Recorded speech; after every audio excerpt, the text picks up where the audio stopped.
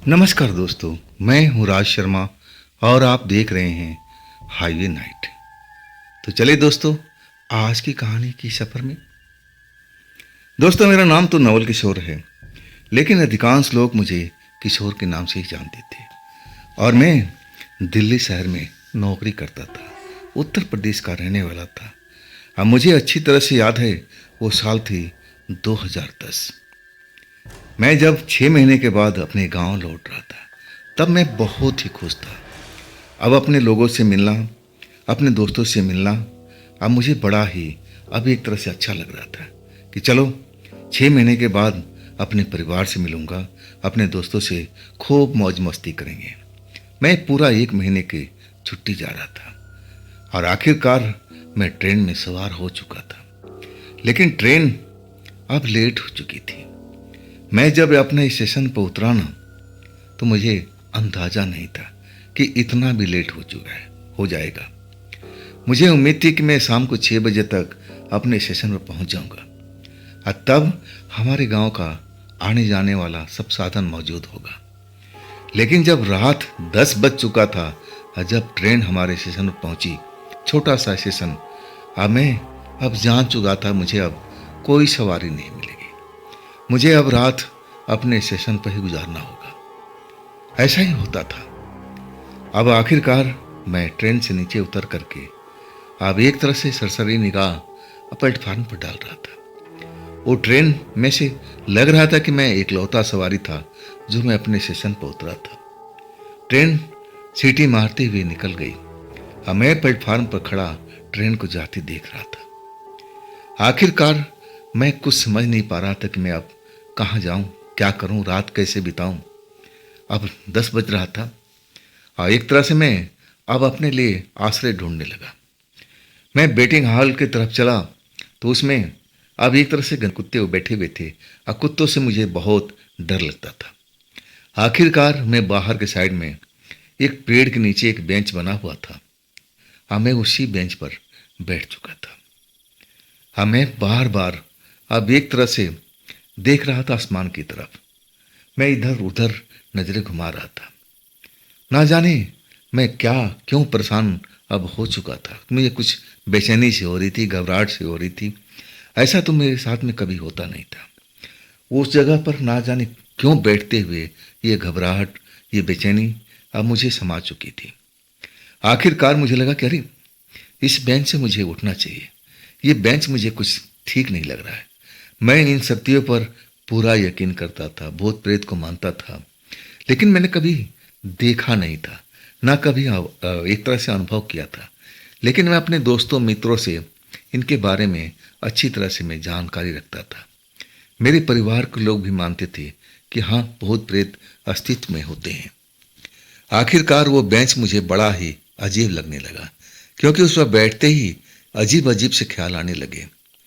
मैं जैसे सपने की दुनिया में अब जा रहा था। अचानक घबरा गया, बेचैनी होने लगी और उठकर खड़ा हो गया। तब मुझे लगा ना, ये स्टेशन पर कुछ ठीक नहीं है, क्योंकि अब एक भी लोग प्लेटफार्म पर दिखाई नहीं दे रहे थे। अब मैं सोचा कि चलो अब इस ट्रेन पर चलते हैं, क्या पता कोई भुला भटका अब साधन मिल जाए। और वही मैं तेज कदमों से चलते हुए अपना पिट्ठू बैग अब टांगे हुए और एक तरह से स्टेशन से बाहर निकल चुका था। हर तरफ सन्नाटा सन्नाटा नजर आ रहा था। आसपास की जो दुकानें थी सब कुछ बंद हो चुकी थी। और खैर खैर ज़्यादा विशेष दुकान भी नहीं थी। और जो दुकानें थी अब छोटी मोटी थी, खाने पीने की, चाय नाश्ता की, बीड़ी पान सिगरेट की, ऐसी छोटी मोटी दुकानें थी नाश्ता पानी की। आखिरकार मैं उस चौक पर आ चुका था जहाँ पर हमारे गांव के जाने के लिए कोई ना कोई सवारी दिन के टाइम, शाम के टाइम तक मिलती थी। लेकिन अब वहाँ कोई नजर नहीं आ रहा था। मैं उस चौक पर आ चुका था। मुझे लग रहा था कि मैं यहाँ आकर के ठीक किया हूँ। स्टेशन की हालत मुझे कुछ ठीक नहीं लग रहा था। मैं उस बेंच पर बैठ करके अब एक तरह से बहुत ही घबरा रहा था। आखिर उस बेंच के अंदर में क्या था? मुझे अजीब अजीब अब फीलिंग क्यों महसूस हो रही थी? दिल घबरा रहा था, बेचैनी हो रही थी। जरूर उसमें कोई ताकत होगी, कोई शक्ति होगी आसपास में, और तभी ऐसा होता है। लेकिन मैं यहाँ आकर के अपने आप को सुरक्षित महसूस कर रहा था। वो जो स्टेशन वाला डर था ना, अब एक तरह से मैं उसको निकालने को कोशिश कर रहा था। लेकिन वहां पर अब मेरे अलावा कोई था ही नहीं। और तभी अब एक आवाज सुनाई पड़ने लगी, जैसे कोई ऑटो रिक्शा वाला आ रहा हो। और जब वो वाकई में उसकी रोशनी दिखाई देने लगी, वो रेलवे लाइन की दूसरी साइड से आ रहा था। और जब वो हमारे नज़दीक आता गया ना, तब मुझे लगा कि अरे हाँ, ये जरूर मुझे अपने गांव तक छोड़ सकता है। और अभी कोई जात विशेष रात नहीं हुई है, जो भी पैसा मांगेगा मैं इसके दे दूंगा। ऑटो रिक्शा अब एक तरह से मेरे पास आके रोक चुका था। मैं तो हाथ उठाना चाहता था कि रोके, लेकिन उससे पहले आके रुक चुका था। अब मैं भागता हुआ एक तरह से ऑटो वाले के पास पहुंच गया। और तब मैंने देखा उसमें ऑलरेडी एक सवारी, अब एक औरत बैठी हुई थी, 30 साल की, घूंघट काढ़ी हुई थी।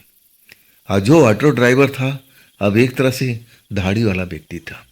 सफ़ेद दाढ़ी थी उसकी, सफ़ेद बाल भी थे, देखने में थोड़ा सा बुजुर्ग टाइप का लग रहा था। हाँ, वो भारी आवाज में बोला, कहीं चलना है क्या बाबू? मैं ले चलूंगा ना।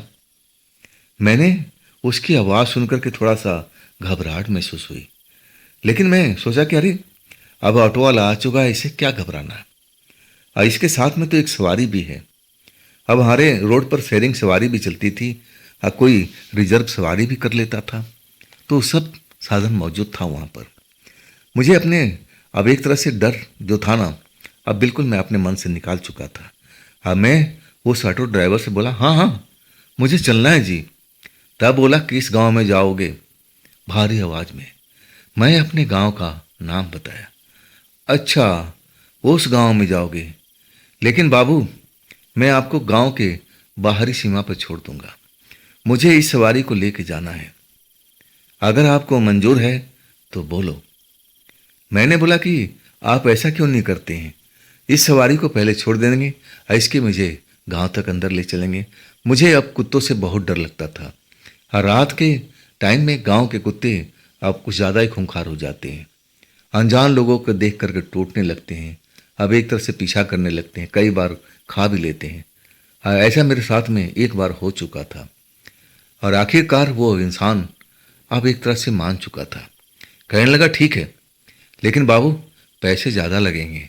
मैंने कहा कि हाँ, पैसे की परवाह मत करो, मैं पैसा दे दूंगा। आखिरकार वो इशारा किया कि बाबू पीछे बैठ जाओ। अब एक तरह से जो औरत घूंघट काट के बैठी हुई थी, अब मैं उसके साथ में जा कर के बैठ गया। ऑटो रिक्शा चल पड़ा था। अब मेरा मन तो अपने गांव में अब एक तरह से रम चुका था कि चलो मैं अपने परिवार से मिलूंगा, और कल सुबह मैं अपने यार दोस्तों से मिलूंगा, कितना मज़ा आएगा।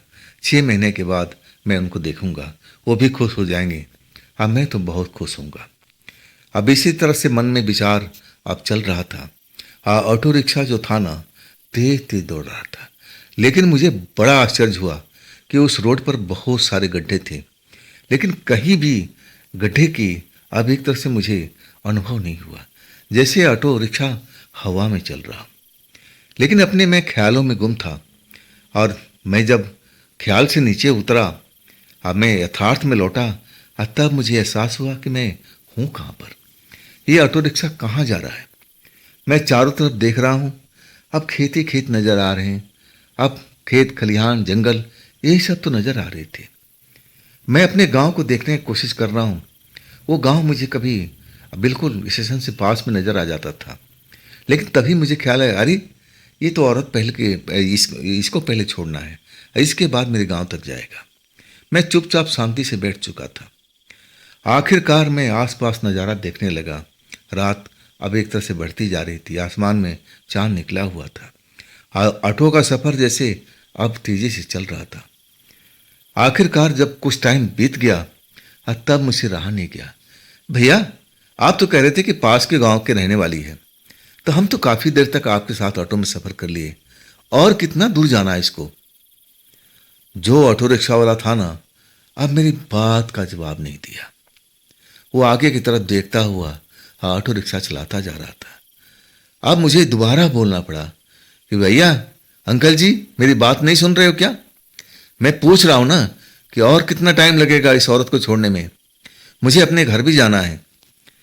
अभी भी ऑटो रिक्शा वाला मेरी बात को जवाब नहीं दे रहा था। तब जैसे ही मैं अब एक तरह से उस औरत की तरफ मुड़ा ताकि उससे पूछूं कि बहन जी, आप कौन सी गांव में जाओगे, आपका गांव कितना दूर है, लेकिन मैं पूछ ही नहीं पाया था। तभी औरत अपना घूंघट उठा दिया था। जैसे उसने घूंघट उठाया ना, अब उसकी चेहरा देख करके तो मैं एकदम चीख पड़ा था।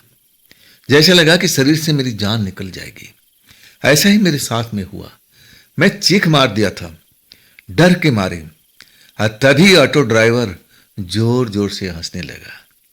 उसकी हंसी अब बढ़ती जा रही थी, भयानक हंसी, और उसका साथ दे रही थी जो मेरे बगल में बैठी हुई वो भयानक औरत। वो भी अब एक तरह से सुर में सुर मिला रही थी, मेरी तरफ बड़ी बड़ी आंखों से घूर रही थी। और वो इतना भयानक चेहरा देख करके मैं अपना होश कैसे में काबू में रखा मुझे पता नहीं। आखिरकार मुझे अंदाजा हो चुका था कि मैं एक जाल में फंस चुका हूं, एक ट्रैप का शिकार हो चुका हूं।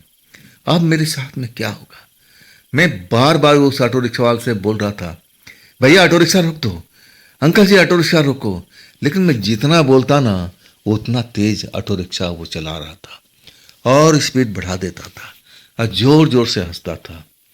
और इधर मेरे बगल में बैठी हुई औरत वैसे ही हंसती जा रही थी। दोनों का हंसी अब एक तरह से मेरे लिए जानलेवा साबित हो रहा था। दिल की धड़कन बढ़ती जा रही थी, दिल उछल रहा था, दिल ऐसा लग रहा था कि बस मेरे प्राण निकल जाएंगे। ये सब भयानक मंजर मैंने आज तक कभी महसूस नहीं किया था। मैं तो लोगों की जुबानी सुना था, लेकिन इतना निकट से मेरा अनुभव होगा मुझे आज पता चला था। अब मैं समझ गया था कि मैं अब इनके ट्रैप से बाहर निकल नहीं पाऊंगा। आखिरकार मैं वही सोच लिया था कि जब मरना है तो मैं संघर्ष करके मरूंगा, इतनी आसानी से इनके काबू में नहीं आऊंगा। लेकिन अभी मैं अपने मन की बात करने ही जा रहा था कि शायद भनक पड़ गई कि मैं क्या करने वाला हूं।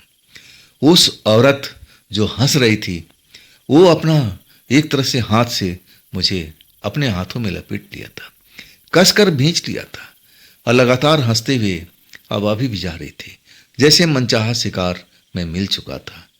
आखिरकार वो ऑटो रिक्शा वाला भी हंसते हुए कहने लगा, आप इस ऑटो रिक्शा से बाबू आप निकल नहीं पाओगे, आप तो हमारा शिकार बन चुके हो।